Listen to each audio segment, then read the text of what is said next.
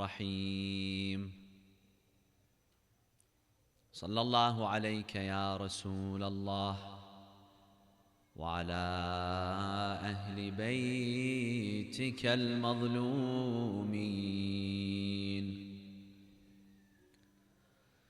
صلى الله عليك يا سيدي ويا مولاي يا أبا عبد الله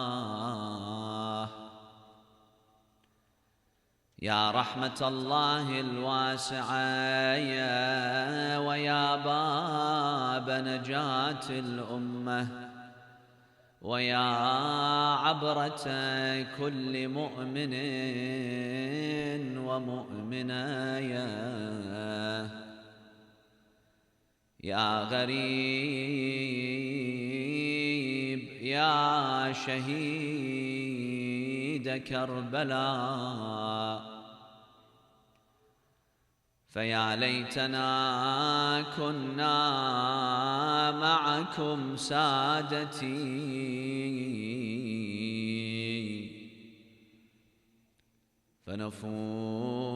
فنفوز فوزا عظيما.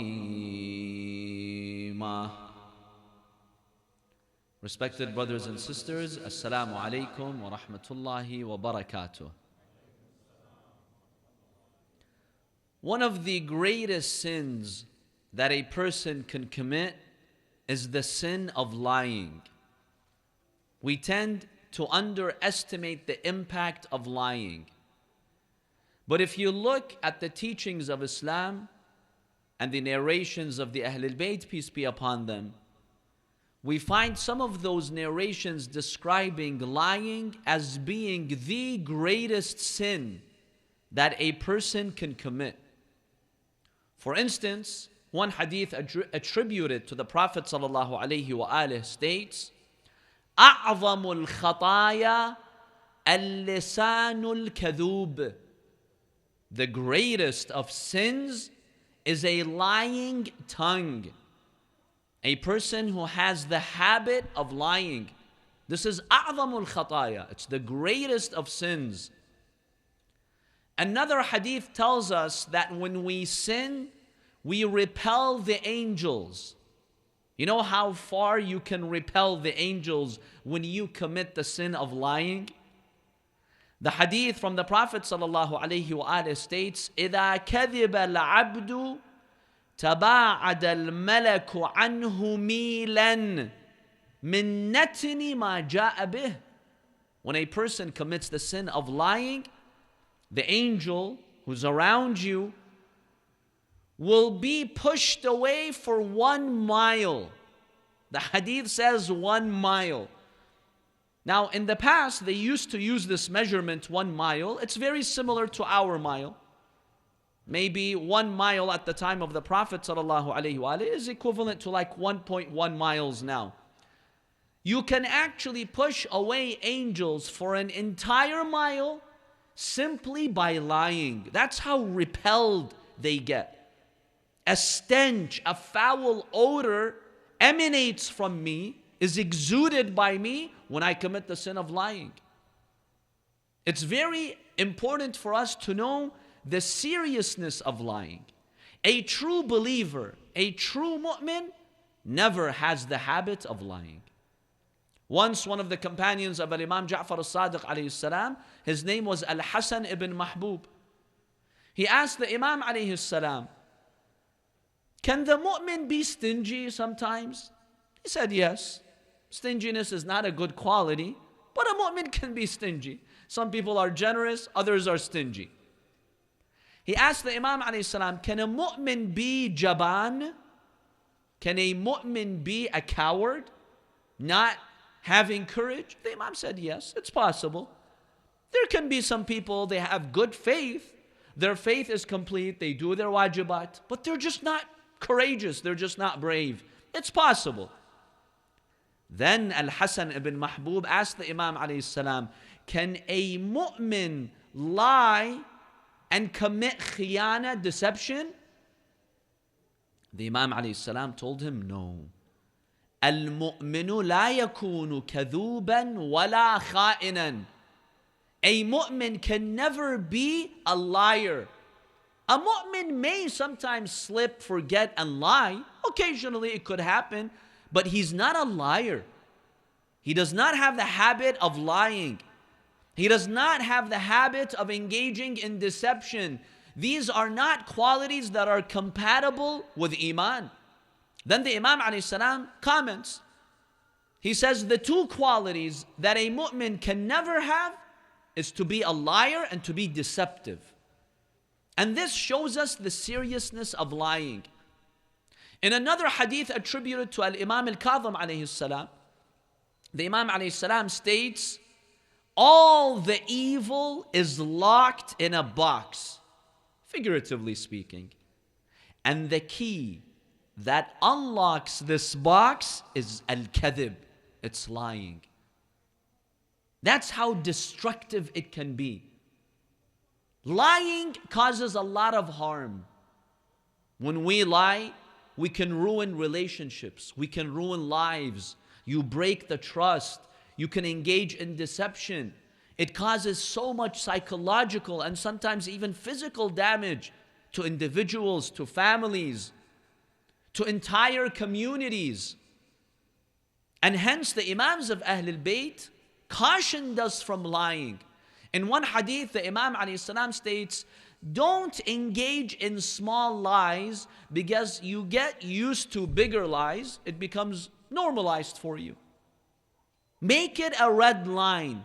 As a mu'min, I shall never lie because I know how repulsive it is. Then the Imam ﷺ states, eventually when you become a liar, that will lead you to corruption, and corruption will lead you to the fire of hell.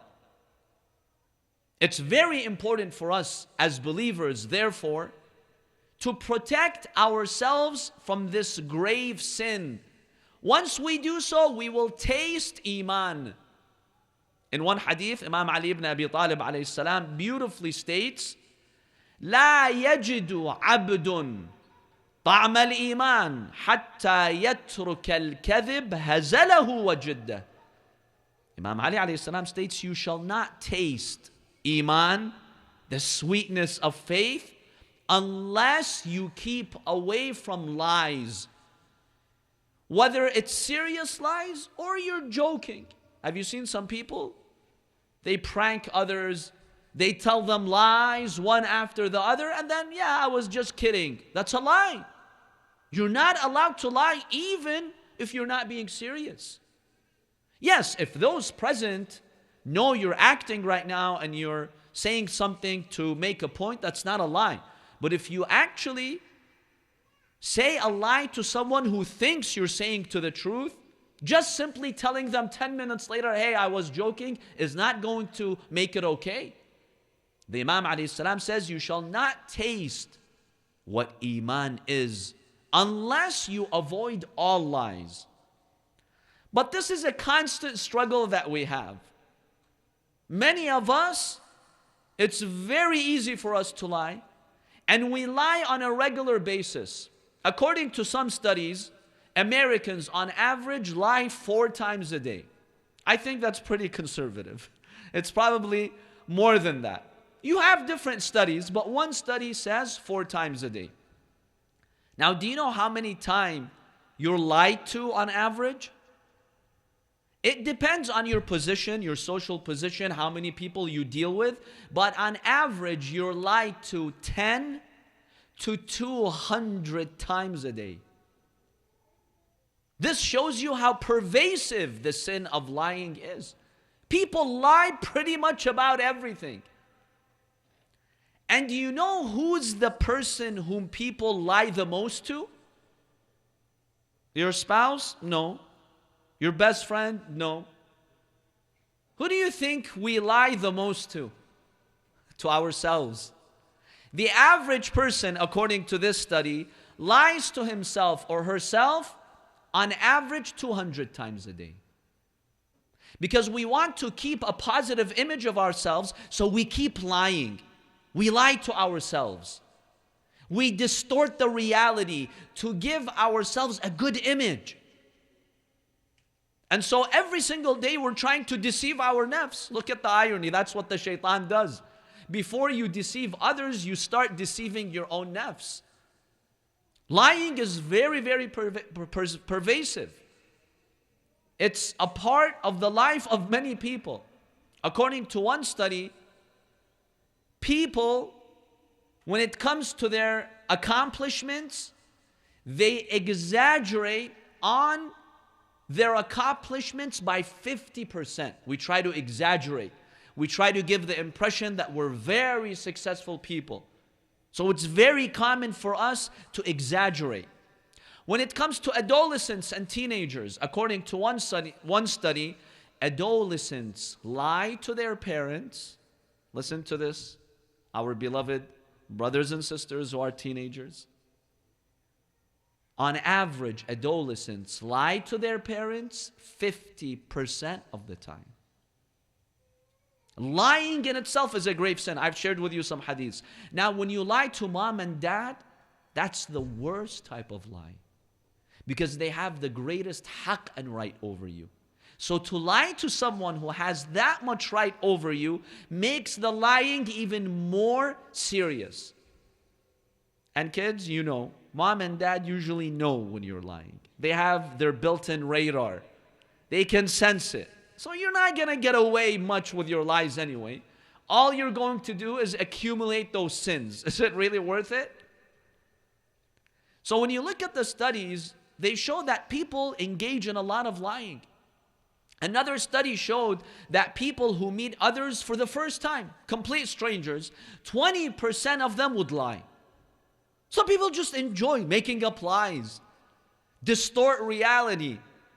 And people are more likely to lie over text than they are face to face. When you see someone face to face, sometimes your facial expressions, your tone can expose your lie. So you might be a little bit reluctant to lie face to face. But over text, a text message, on WhatsApp, on social media, it's a lot easier to lie. So if you're active on social media, make sure that you're always upholding the truth. Do you really want the angels to be that far away from you? Do you really want to unlock the box to all evil by lying? Do you want to anger Allah subhanahu wa ta'ala? Do you want to lose your iman? Therefore, lying is a serious sin, my dear brothers and sisters, that most of us struggle with. But it requires a constant reminder throughout the day to keep us in check. Now, the question is, are there any exceptions to lying? Has Islam made any exceptions to lying? In our discussion tonight, I will discuss two exceptions. One is the exception for lying. The second is what is called Tawriyah. Many people these days are asking about Tawriyah. What exactly is Tawriyah? What are the conditions of Tawriyah? What are the guidelines? So let's have this discussion in order for us to navigate this very important topic and to know what our moral and Islamic guidelines are.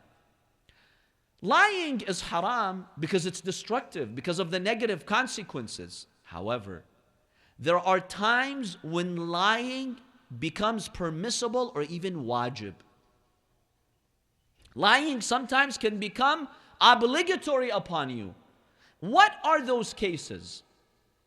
The first exception, the first case, is when your life is in danger, your property is being unjustly taken away from you, or the life of a fellow believer is in danger. If you say the truth, someone will innocently get killed. If you say the truth, someone will have their property taken away from them unjustly. In moments like that, it is okay to lie. We have many hadiths. In fact, we have hadiths that tell us in moments like that, you can even take an oath. You can even say wallah and say what you want to protect someone's life, to protect your life. Because here, the consequence of saying the truth is serious and severe, and it could end up in having someone being killed. So let's say a thief, a robber, a murderer comes and a fellow believer is hiding from that evil thief. And the thief tells you, is he hiding in the house? Say, no, he's not. But say it, I'm lying. Yeah, you have to lie in these moments because you're saving the life of someone. Of course you have to lie here. We have many hadiths on that. If the murderer tells you, ihlif billah, take an oath in Allah. The Prophet says, take an oath in Allah. Because in Allah's eyes, you'll be considered truthful. You're protecting someone's life, you're protecting someone's honor, you're protecting someone's property. In these circumstances, lying is justified and acceptable. In fact, the hadith from the Imam ﷺ states, if you say the truth, and that statement will lead to the death of this person, or it leads to this person being oppressed, Allah will consider you a liar. Listen to this hadith from the Imam alayhi salam. The Imam, in this very important hadith, he says, إِنَّ الرَّجُلَ لَيَصْدُقُ عَلَىٰ أَخِيهِ فَيَنَالُهُ عَنَةٌ مِّن صِدْقِهِ فَيَكُونُ كَذَّابًا عِنْدَ اللَّهِ. This hadith is from Imam al-Rida alayhi salam. He says, sometimes you say the truth, but someone will get in trouble unjustly.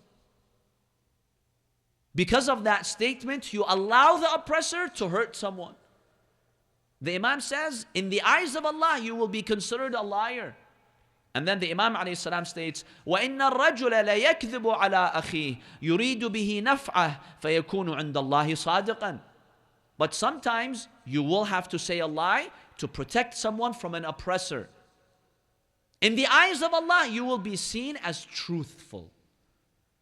So this is the first exception.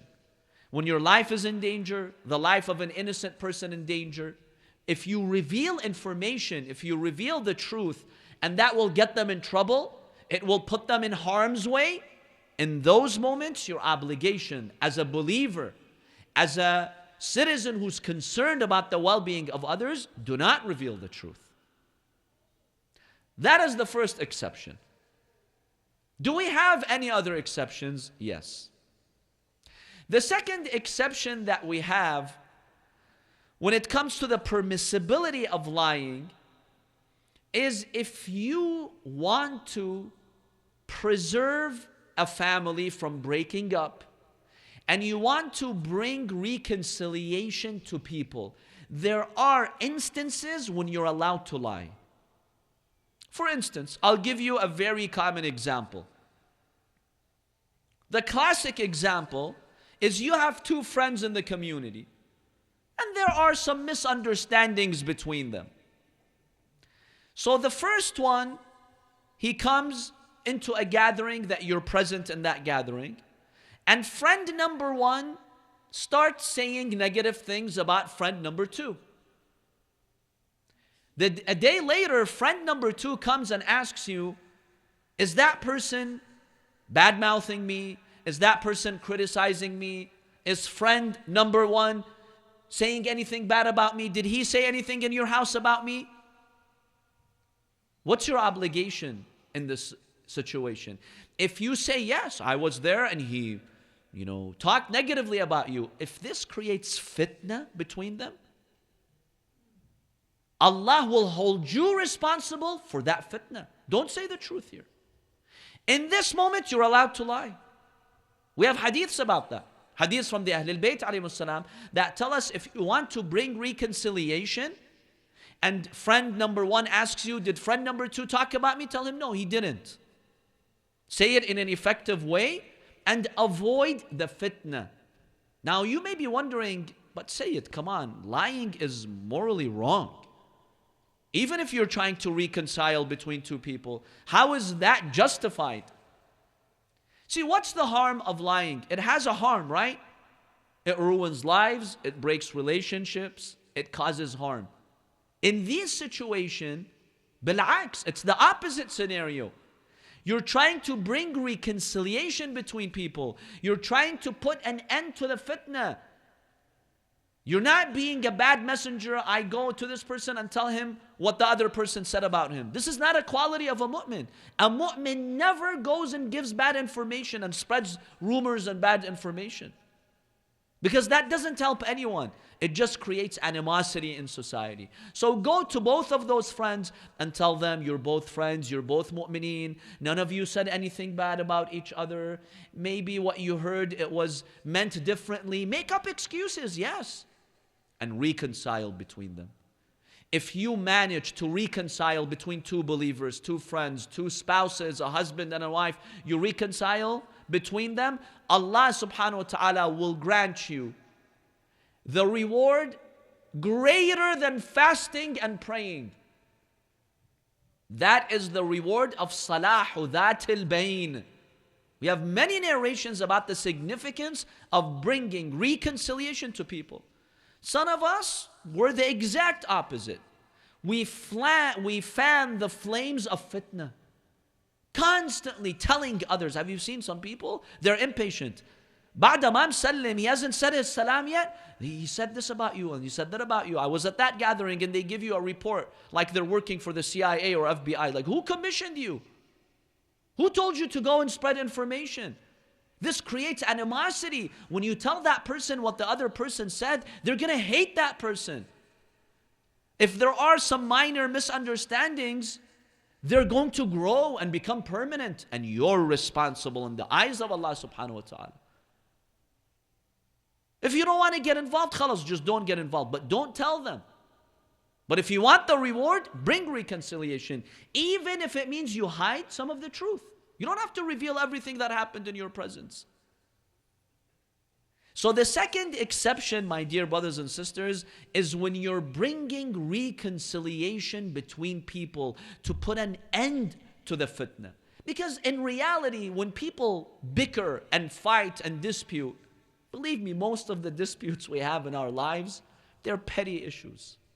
Petty issues. It's not worth it.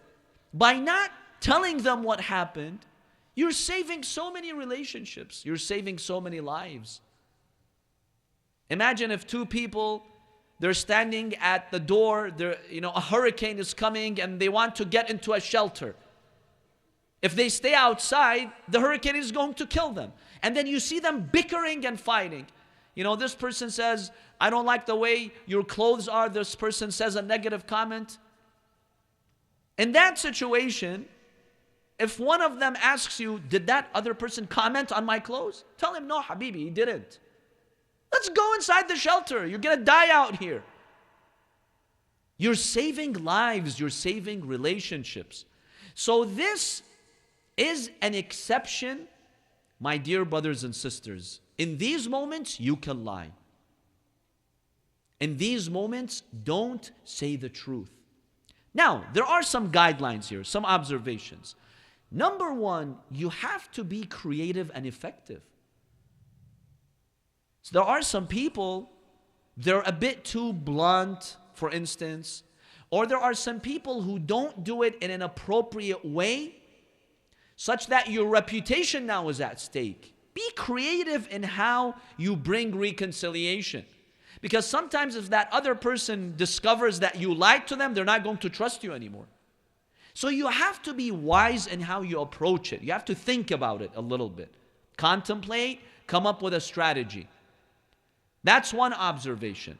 The second observation, my dear brothers and sisters, if someone lied to you, but their intention was to reconcile you with someone, don't turn against them. Realize that they were doing their job, they were obeying Allah subhanahu wa ta'ala. Don't be upset.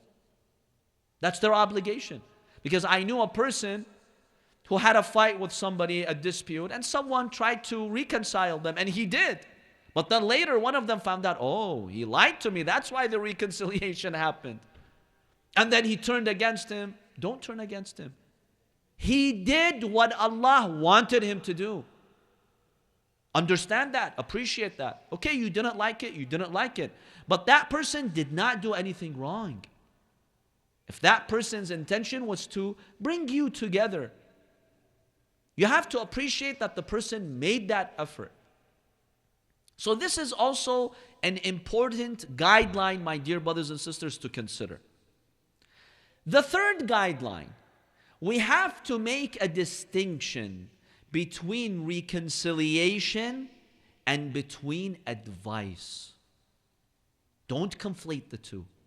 If someone asks you for advice, you are not allowed to lie.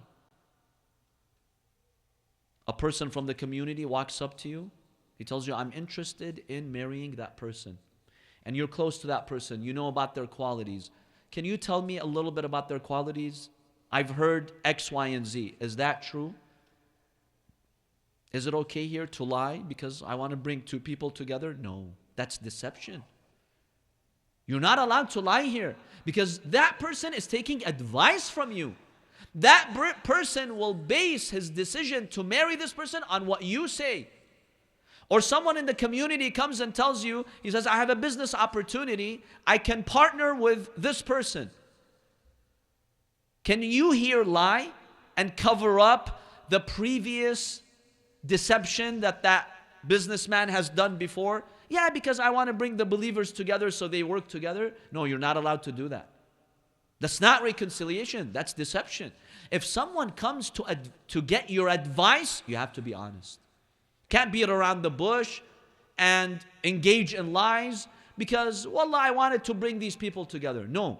When a person comes to take advice from you, they're trusting you with advice. You have to give them honest advice. If you don't want to get involved, just be honest. Say, I'm sorry, I don't want to comment on this situation. Go ask somebody else. But don't lie. I know many of us in that situation, we lie. Say it, of course I have to have my friends back. What do you think? The girl came to ask about him. Of course I'm going to say he's good. Well, you want me to let my friend down? You committed a major sin. You lied. Because that girl is basing her decision on what you're saying. You deceived her. That's deception. That's not forgivable by Allah subhanahu wa ta'ala. So you have to make a distinction between genuinely reconciling people who have a dispute and ending a fitna in society, in community, in a family, and between giving honest advice. Be a trustworthy community member whom people can trust you. So this is the second exception to lying, and that is bringing reconciliation. The third exception, very briefly, is warfare. If an enemy comes to attack you, and you have to lie, for instance, to distract your enemy, that's acceptable because that enemy has come to kill you. The person wants to spill your blood. So you can lie to the enemy to distract them. Or not necessarily directly lie, but distract them in any way. For instance, it has been mentioned in historical sources, even though scholars have different takes on this. Some have accepted it, some may not accept it. At the Battle of Khandaq, when Amr ibn Abdi Wud, he crossed over the trench and he came and he invited Muslims to battle. None of them accepted to confront him except Imam Ali alayhi salam. Now, Imam Ali alayhi salam, physically, he was much smaller than that big giant. He was known to be a warrior. He was known to be confronted by 1,000 fighters and he would defeat them. He was a tough giant. Of course, Imam Ali has power from Allah subhanahu wa ta'ala, but the Imam also wants to do things naturally many times. So one report says, when he confronted Imam Ali alayhi salam, Imam Ali alayhi salam told him, basically, hey there, what's behind you? So he looked back, Imam Ali struck him. He distracted him. This is completely acceptable. There's nothing wrong with that. First of all, Imam Ali didn't lie. He didn't tell him something is happening behind you that didn't. The Imam just told him, hey, look behind you. So he thought something was happening behind him, and that's when Imam Ali alayhi salam struck him. That is fine, because this is war. He's coming to kill the Prophet. He's coming to kill Muslims. You have to defend yourself, even if it means you distract your enemy.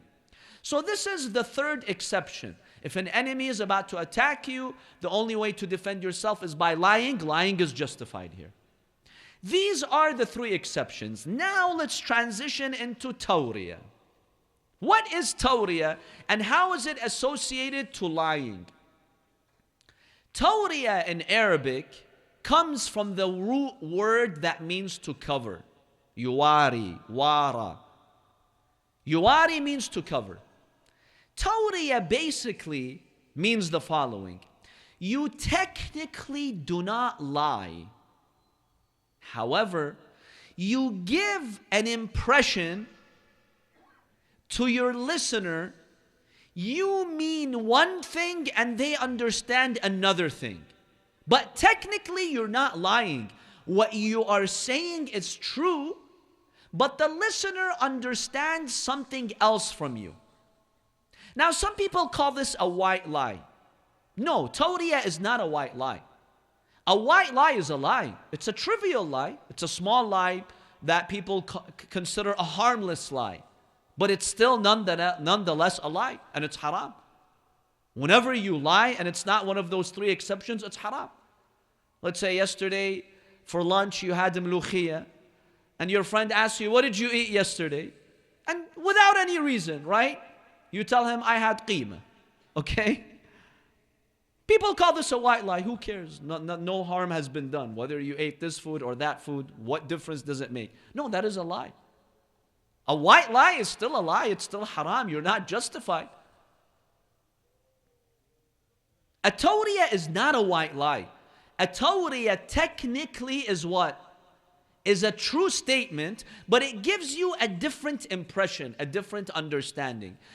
A number of scholars have said those three exceptions that we talked about, if you're saving your life or property, or you're bringing reconciliation, or in war, many scholars have said as ihtiyat wujubi, as an obligatory precaution, you are allowed to lie if you cannot do tawriyah. If you cannot state a true statement that the person can understand differently, if that's just not an option for you, then you can lie.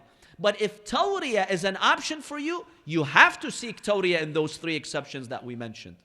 This is the statement of many scholars. I'll give you an example of how Tawriyah works. For instance, let's say your brother is in the house. Somebody knocks at the door. An annoying person. And he tells you, is your brother here? Now your brother is in the house. Now as you're answering the phone, let's say, or you're standing behind the door, you tell this person and you point to the kitchen, and your niyyah is the kitchen. Your brother is not in the kitchen, he's in the living room. So you tell this person, no, he's not here. Now what did the person understand? He's not where? In the house. But what was your niyyah? He's not in the kitchen. Technically, did you lie? Technically, you didn't lie. What you said is a true statement. Your brother is not there. He's not in the kitchen. But you gave the impression to your listener that he's not in the house. This is Tawriyah. We don't really have an English word for that. In legal studies, in law, possibly the closest word or expression that describes a Tawriyah is lying by omission. Sometimes a person will omit details to foster a misconception, to skew the truth. Sometimes they call this in law lying by omission. You did not technically state a false statement, but you left out details such that the listener will understand something different. This is what a Tawriyah is. Now the question is Tawriyah permissible or not permissible? In Islamic law, is it okay for you to engage in Tawriyah or not? What is the understanding of scholars? I will briefly summarize this discussion for you. Number one, what's the basis for the permissibility of Tawriyah? Those scholars who've said it's allowed within the circumstances that I will share with you, what's their proof from Quran and Hadith? Scholars who state Tawriyah is permissible, and the majority of scholars do say that it is permissible in certain situations, that is their justification. One from Quran, one from Hadith. As for the Holy Quran, they cite several verses from prophets who did Tawriyah. For instance, Prophet Ibrahim alayhi salam, during the time of Namrud in modern day Iraq and Mesopotamia, the pagans went to have a celebration. So he went inside the temple and he broke the biggest of the idols. And then he put the axe on the neck of the idol. He basically hung it on the idol. He broke all of them except the big idol. He kept the axe on him. So they came back. They looked at their idols destroyed. They said, who did this to our idols? They were told, it seems that Ibrahim did it. That young man Ibrahim. So they confronted him. Ibrahim, did you do that? He denied it. What did he say? قَالَ بَلْ فَعَلَهُ كَبِيرُهُم. He says, the big one, you see that big idol with the axe? He did it. فَاسْأَلُوهُمْ قَالَ بَلْ فَعَلَهُ كَبِيرُهُمْ هَذَا فَاسْأَلُوهُمْ إِن كَانُوا يَنْطِقُونَ. Ask them if they speak. So some people have said, wait a minute, did Ibrahim lie? Ibrahim did not lie, but he did Tawriyah. He told them that big idol did it if they're able to speak. Well, obviously the idols cannot speak. So he did not say a lie. It's like if they were able to speak and defend themselves, then he did it. But it gave the indication that that's what he was saying. So many scholars have said this is an act of Tawriyah. But it was permissible because he was trying to show the truth. And of course he's saving his life because they were about to kill him. So in that moment, it was justified for him. This is one example from the Quran. Another example from the Quran is what, my dear brothers and sisters, Prophet Yusuf alayhi salam. If you're familiar with the story, when they put the cup of the king in the belongings of his brother Binyamin, what did they announce to the brothers of Yusuf? فَأَذَّنَ مُؤَذِّنٌ. What did the announcer say? أَيَّتُهَا الْعِيرُ إِنَّكُمْ لَسَارِقُونَ. Oh, you caravan, you stole. But did they steal the cup? They did not steal Suwa' al-Malik, the cup of the king. So would Prophet Yusuf alayhi salam tell anyone to lie? No. That was Tawriyah. What was the Tawriyah? You know what was the intention of Yusuf alayhi salam when he said that? إِنَّكُمْ لَسَارِقُونَ. You're thieves, you stole. In his heart, he meant you stole Yusuf from his father. That's your crime. That's the real theft. But that's an act of Tawriyah because they were not aware of that. But that's the intention that he made. Technically, Prophet Yusuf didn't lie. He engaged in Tawriyah, but for a wise purpose. So that's the second example from the Quran. The third example from the Quran goes back to Ibrahim again. When they told him, let's go to that ceremony, what did he say? فَنَظَرَ نَظْرَةً فِي النُّجُومِ. He looked at the stars, and then what did he say? فَقَالَ إِنِّي سَقِيمٌ. He said, I'm sick. But he wasn't sick. He said that to excuse himself from going to the idol worshipping ceremony. The Imam alayhi salam comments. He says, Ibrahim meant saqimun fi deenih. He meant, I am sick of what you're doing. I'm sick with this idol worshipping. That's what he meant. But this is an act of Tawriyah. So this is the evidence some scholars have cited from Quran. What about hadith? We have a hadith in the book Mustatrafat al-Sara'ir by Ibn Idris al-Hilli. This is from Abdullah ibn Baqer from Imam al-Sadiq alayhi salam. The Imam was asked, the very example that I shared with you. The Imam alayhi salam was asked the following. A person is in his house, somebody knocks at the door. So the lady who opens the door, she's asked, is he here? And she points to like a corner of the room where he's not. And she says, no, he's not. The Imam said, that's okay. This is not kadhib. It's not technically a lie. Some scholars have accepted this hadith as being authentic. Some scholars have not. They said we cannot verify the copy that Ibn Idris al-Hilli had to Abdullah ibn Baqer. He had a copy of his book, but we don't know if that's a reliable copy or not. So they've cast some doubt on the authenticity of this hadith, whereas other scholars have accepted it. Now this is the jurisprudential discussion. Now let's come to the application very quickly. When can you do Tawriyah? When you can't, generally speaking. If it's a personal issue that doesn't affect anyone else and nobody is entitled to know it, you can do Tawriyah. Let's say you went on a vacation to Florida and you don't want people to know for whatever reason. Now your flight connects in Chicago. It departs Toledo airport, or I think you have a very small airport in Toledo. You have to come to Detroit, sorry. So you fly from Detroit, you go to Chicago, let's say that's the cheap ticket that you found, and then from Chicago you go to Florida. So people in the community ask you, where did you go? Can you say, I went to Chicago? Did you go to Chicago? Sure you did. You landed in Chicago. So is that a lie? Technically, it's not a lie. Are people entitled to know exactly where you went? No, it's none of their business. So you can tell people, I went to Chicago. Now make sure you don't post images later on social media and expose yourself. Then people will call you a liar. You have to be wise about it. But if you really don't want people to know for whatever reason, that's fine. People ask you, how much money do you have in your bank account? It's none of your business how much money do I have. So you can do Tawriyah here. Somebody comes and they ask you for money and you really don't want to give them because you know they're up to no good. They're going to buy drugs with it. They're going to waste it. So you put your hand in your pocket. You said, Habibi, I don't have money. Meaning in my pocket right now. That's fine because that person is not entitled to get money from you when that person is up to no good. So when it comes to personal issues, many scholars have said you can do Tawriyah because it's not people's business to know personal, private details about your life. So you can make true statements like that that give a different indication to the listener, and you're entitled to that. When are you not allowed to do Tawriyah? You are not allowed to do Tawriyah if you're dealing with people and it affects their decision making. Because doing so falls under the category of deception. You're doing business with someone and a person comes to you and he tells you, for instance, when did you buy this product? Is it new or is it old? So you tell this person, I bought it in June. Now when you say I bought it in June, which June do you mean? What's the indication? This June, a month ago. But you mean 3 Junes ago, 3 years ago in your heart. It's like, say it, I didn't lie. Wallah, I got it in June.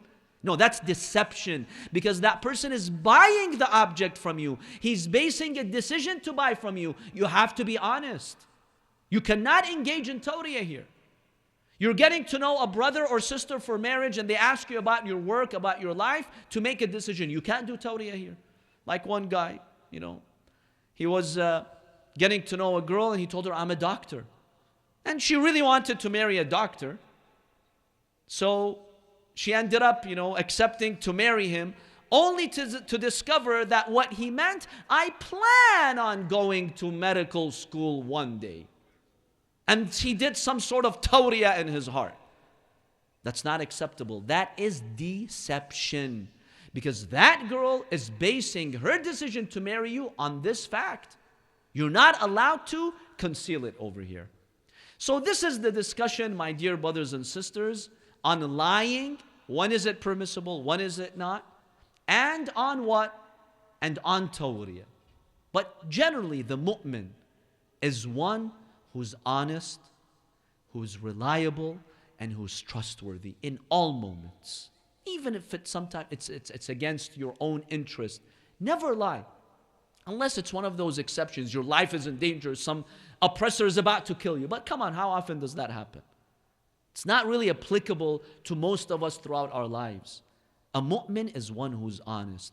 And you see the finest example of honesty in Karbala with Imam Hussein alayhi salam.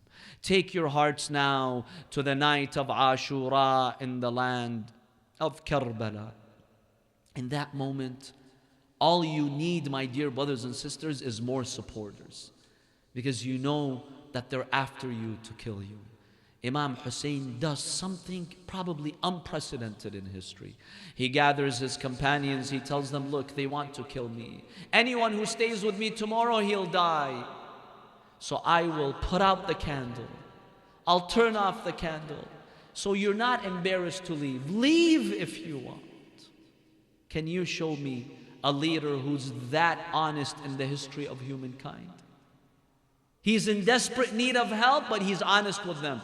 He didn't sugarcoat it. No, stay with me, inshallah, we'll win tomorrow the battle. No, the Imam says, you're going to get killed. I'm being very honest with you. That's the honesty of Imam Hussein alayhi salam. As followers of Imam Hussein, we have to uphold that honesty. And we need to be known as the most honest people in the world. On that night, one of those who walks up to Imam al-Hussein alayhi salam was young al-Qasim. Young Qasim, he walks up to his uncle, he tells him, Aba Abdullah, You told your companions that tomorrow they shall be killed. Will I also be one of those who will be killed? Imam Hussein wanted to test him. He's a young boy, he's about 12, 13. The Imam ﷺ told him, كَيْفَ تَرَى الْمَوْتِ? How do you find death? Listen to the response of young Qasim. He tells him, يَا عَيَّامْ في نصرتك أحلى من الشهاد. He tells him, my dear uncle, if I die supporting you, defending you, then death is sweeter than honey. Allahu Akbar. Look at the logic of this young boy.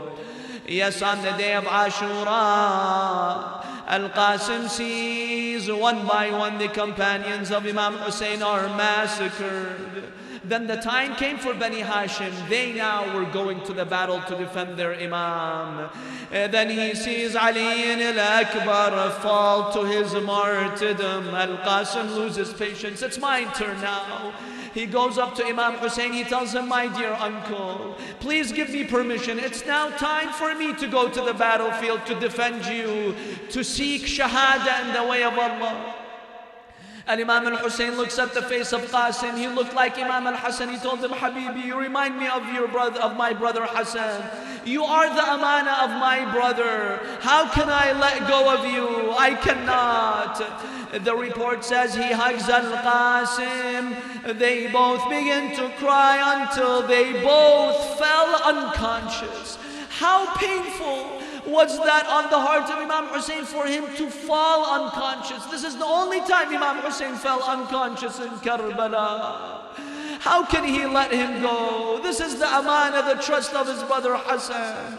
But he keeps begging and begging. Imam Hussein tells him, what about your mother? Is she okay with this? He tells him, my dear uncle, my mother is the one who sent me to you. My mother is the one who put the armor on me. I have the permission of my mother.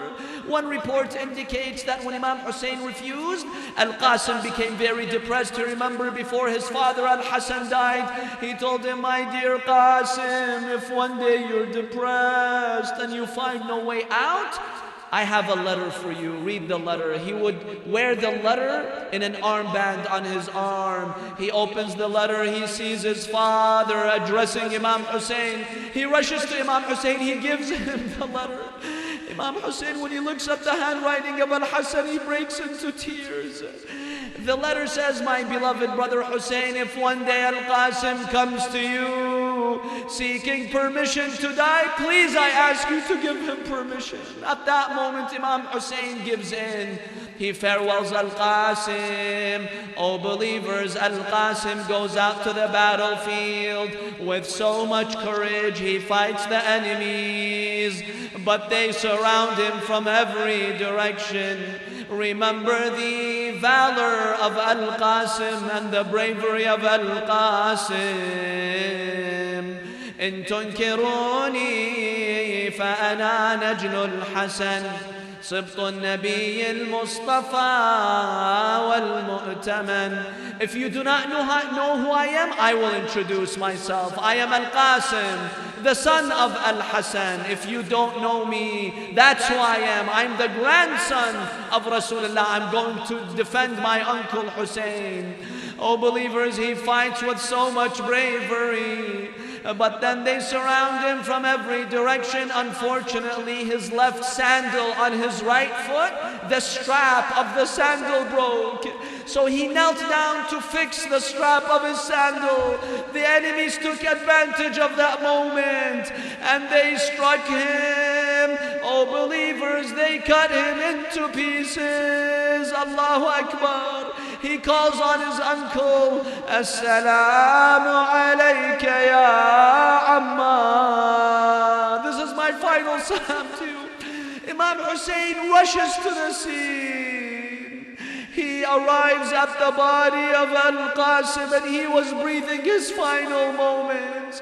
Imam Hussein puts his chest on the chest of Al-Qasim. The Imam alayhi salam tells him, Al-Qasim, it's so difficult for me that you call on me, but I couldn't answer you, or if I answer you, I couldn't help you. May Allah curse those who killed you. On the day of judgment, they have to face your grandfather and your father on the day of judgment. And then the narrator says, I saw Hussein. He carried the body of Al-Qasim, and his feet were dragging in the desert sand. Imagine the pain on Imam Hussein's heart. You know what he did? He takes Al-Qasim to the tents and he puts him next to Ali al-Akbar. He looks to the right, he sees the body of Ali. He looks to the left, he sees the body of Al-Qasim. Allahu Akbar. One narration says Ramla, the mother of Qasim, she wanted to grieve, but she was embarrassed from Imam Hussein. So when Imam Hussein alayhi salam left, she came and she collapsed on the body of Qasim. Imagine every mother's wish is to see her son grow up, get married, have a family. Imagine Ramla on the body of Qasim. Imagine how she wished, I wish, oh Qasim, you would have grown up and I would have seen your wedding and marriage. But no, oh Qasim, your wedding is this blood that they shed from you. Inna lillahi wa inna ilayhi raji'un. وسيعلم الذين ظلموا آل محمد أي منقلب ينقلبون والعاقبة للمتقين. My dear brothers and sisters, a sister has recently passed away.